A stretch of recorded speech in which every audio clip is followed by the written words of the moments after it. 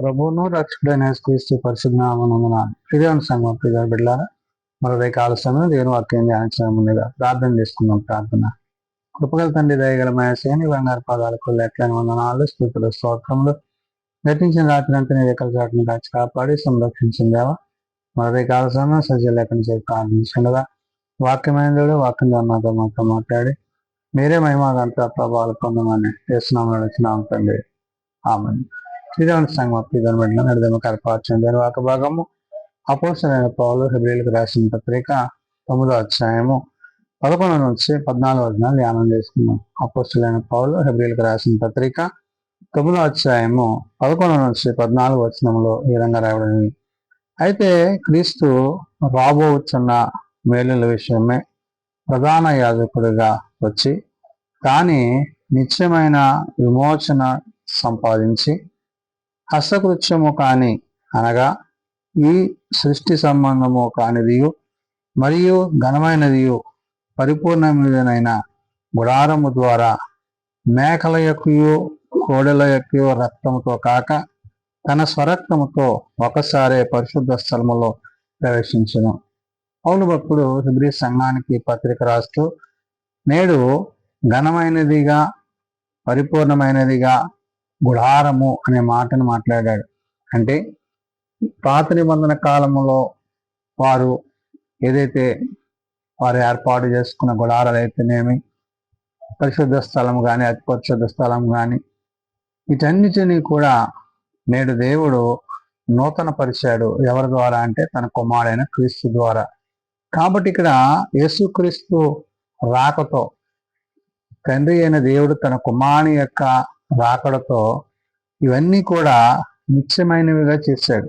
అంటే ఈ కోడెల యొక్క మేకల యొక్క రక్తం కాకుండా ఆయన తన స్వరక్తం ఇచ్చి ఆ రక్తము చేత సమస్తాన్ని శుద్ధీకరించాడు. కాబట్టి ఇక్కడ పౌలు చెప్తున్నమాట, అయితే క్రీస్తు రాబోతున్న మేలుల విషయమై అంటే దేవుడు ఏదైతే మానవుని కొరకు అనుగ్రహింపజేస్తున్న మేలులు ఏవైతున్నావో వాటన్నిటి నిమిత్తము చెప్తూ అంటున్నాడు, ప్రధాన యాజకుడిగా వచ్చి అంటున్నాడు. అంటే తానే సమస్తానికి కారకుడిగా ఆది అంతమైన వాడిగా ఆయనే సమస్తమైన పాపములను తొలగించడానికి దేవుడు తాను పంపించిన విషయాన్ని చెప్తూ తానే నిత్యమైన విమోచన సంపాదించి అంటాడు. అంటే నిత్యమైన అంటే ఇక వేరే ఏది అవసరం లేకుండా ఆయన ద్వారానే మనకి ఈ సమస్తము కలిగి ఆయన ద్వారానే మనకి విమోచన విడిపింపు కలిగి ప్రభుతో పరిశుధాత్మతో తండ్రితో మనము ఆ నిత్యరాజ్యంలో జీవించవరం అంటాము. కాబట్టి హస్తకృత్యము కానిదియు అనగా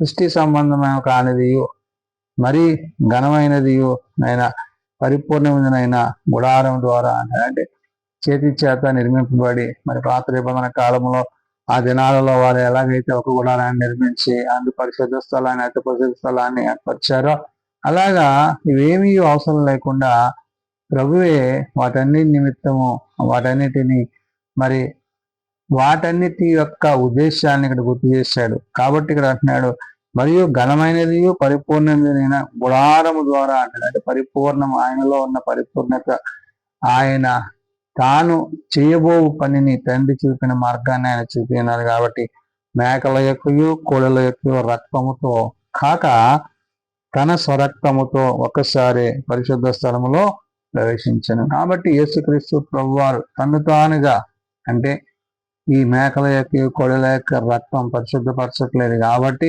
అది ఏటా వారు చేస్తున్న బలుని బట్టి ఇవన్నీ కాకుండా తన కుమారుని ద్వారా మరి ఒక్కసారి దాని అన్నిటినీ ఆయన పరిష్కరించాడు. కాబట్టి ఇక్కడ పౌలు అంటున్నాడు మేకల యొక్క కోడల యొక్క రక్తము కాక తన స్వరక్తముతో అంటే ప్రభు యొక్క రక్తముతో ఒక్కసారి పరిశుద్ధ స్థలములో ప్రవేశించింది. కాబట్టి ఆయన ఏటా కాదు ఒకసారి ఆయన ప్రవేశించాడు.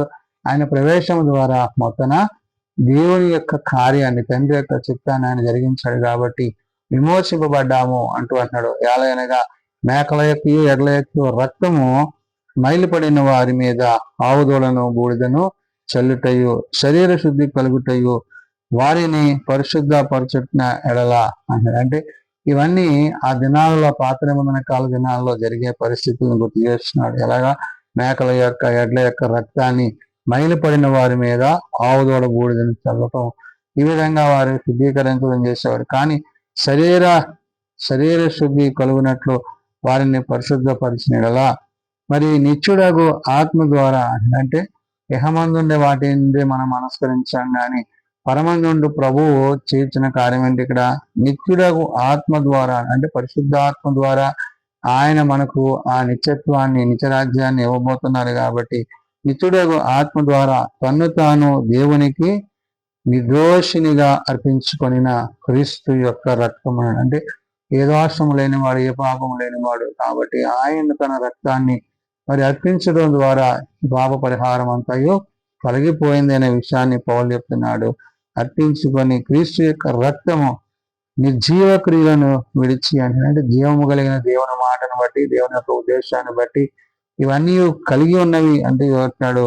నిర్జీవ క్రియలను విడిచి జీవము కలిగిన దేవుని సేవించుటకు మీ మనస్సాక్షికి మీ ఎంతో ఎక్కువగా శుద్ధి చేయను అన్నది. కాబట్టి ప్రభువు యొక్క మాటను, ప్రభు యొక్క ఉద్దేశాన్ని, ప్రభు యొక్క ఆలోచన బట్టి నేడు మనము శుద్ధీకరింపబడి, పరిశుద్ధపరచబడి, పవిత్రపరచబడి ఆయన రక్తంలో కడగబడ్డ వారమైనాము. కాబట్టి ఏ పాపము లేని ఆయన మన కొరకు, మన పాపముల కొరకు ఆయన శరీరధారిగా వచ్చి మన పాపములను ఆయన భరించి ధరించి ఆ శిలువమానం మీద మోసి మన నిమిత్తము ఆయన శిలువమానం పొందారు. కాబట్టి తండ్రి యొక్క చిత్తములో ఆయన 3వ దినాన్ని తిరిగి లేచి ఆయన మరి 40 దినములు మరి అనేకులకు అగ్గుపడుతూ ధైర్యపరుచు మరి పరిశుద్ధాత్మను ఆదరణకర్తను మన మధ్య నుంచి ఆయన తిరిగి తండ్రి యొక్క కృపాశ్రమంలో చేరినారు. కాబట్టి ప్రభు తిరిగి రాబోతున్నారు. ఈ విషయాలన్నీ కూడా పౌలు ఆనాడు హెబ్రీ సంఘానికి, నేడు సార్వత్రిక సంఘానికి చెప్తున్నాడు. అంటే ప్రభు రాకడకు తగిన సిద్ధపాటు ఎవరైతే కలిగి ఉంటారో, ఎవరైతే ప్రభునందు విశ్వాసం కలిగి ఉంటారో, ఎవరైతే ఆయన ఏందో నిరీక్షణ కలిగి ఉంటారో, నిరీక్షణలను ఇతర వల్ల దుఃఖపడకుండా క్రీస్తు నందు, క్రీస్తు యొక్క ప్రేమ ఉండాలి. కాబట్టి ఘనమనేది పరిపూర్ణమైనదినైనా గుడారములో అంటే క్రీస్తులోనికి మనము ప్రవేశించేవారమైనాము. కాబట్టి మనము మనంతటిగా మనమేమీ చేయలేము. కాబట్టి మన నిమిత్తము, మన పాపముల నిమిత్తము రక్తం చిందించిన క్రీస్తుని బట్టి, క్రీస్తు ప్రేమను బట్టి నేడు మనము ఆ నిత్యరాజ్యంలో చేరడానికి పరిశుద్ధాత్మ దేవుడు తన కుమారుడైన క్రీస్తు ద్వారా మనకి అనుగ్రహింపజేసిన విషయాన్ని భక్తుడైన పౌలు ఆనాడు హెబ్రీ సంఘానికి, నేడు సార్వత్రిక సంఘానికి తెలియజేసిన మాటలు. ప్రార్థన చేసుకుందాం.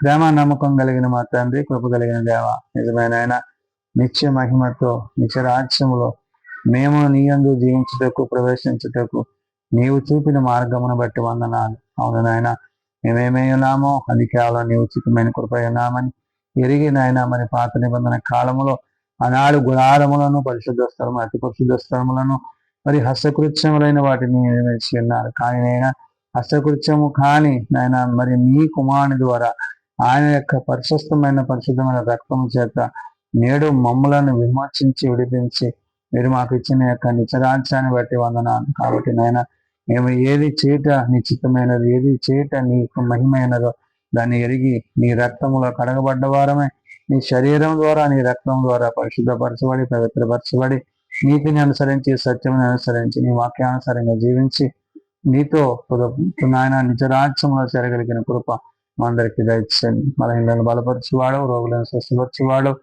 నాయన చిన్న బిడ్డలు, యవనులు, పెద్దలు, వృద్ధులు ప్రతి వారిని వారి వారి తరగతులు చెప్పిన ఆశీర్వదించి దీవించండి. ఏ ఒక్కరు నశించగా అంతటా అందరూ మారు మనసు కలిగి, క్షమాపణ కలిగి ఈ నిత్యరాజ్యంలో వెలుగులో ప్రవేశించగలిగిన స్థితి మా అందరికీ దయచేయమని, మీరు ఆకట తగిన సిద్ధపాటు మా అందరికీ అనుగ్రహించమని యేసునామమున ప్రార్థించి వేడుకుంటున్నాం తండ్రి. ఆమేన్. పరలోకమందున్న మా తండ్రి, నీ నామం పరిశుద్ధపరచబడేదాకా, నీ రాజ్యం వచ్చేదాకా, నీ చిత్తం పరలోకమందు నెరవేర్చినట్లు భూమి మీద నెరవేరేదాకా మా దినాలు మాకు దయచేయండి. మరలా ప్రార్థన చేసిన వాడిని మేము క్షమించిన ప్రకారం మా ప్రార్థనలను శోధనలపై కాదు తప్పించిన రాజ్యము, శక్తి, మహిమ నిరంతరము నీవే తండ్రి. ఆమేన్. మన పరమ తండ్రి దేవుని ప్రేమ, ప్రభువైన యేసుక్రీస్తు కృప, ఆదరణకర్త అయిన పరిశుద్ధాత్మ సహాయము సదా తోడయండి సంరక్షించిన గాక. ఆమేన్.